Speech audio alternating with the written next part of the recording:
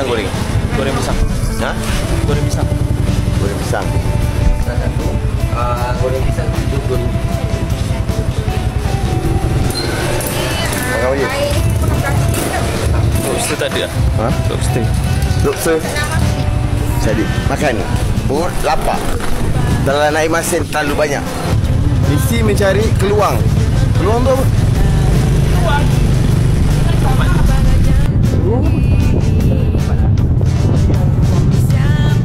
Boleh. Kalau dia nak balik ke luang. Mak.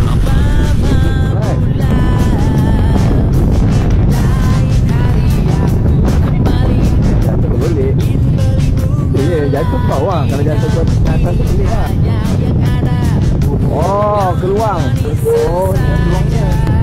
Padahal dah barai. Oh, kita boleh sini je.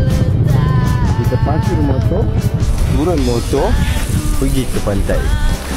Pergi pantai. Mana guys? Top dah sikit. Tak kena panas. Di tepi pantai yang indah. Panas lah. Berdenyut. Tengok.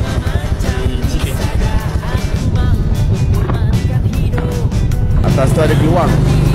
Panas. Dua. Mana gua nak masuk? Tu.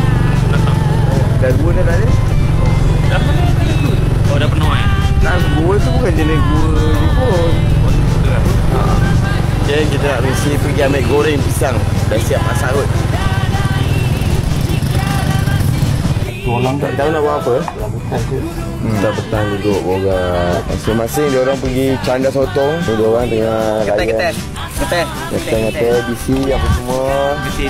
Getah DC. Buat penat ya pergi tadi.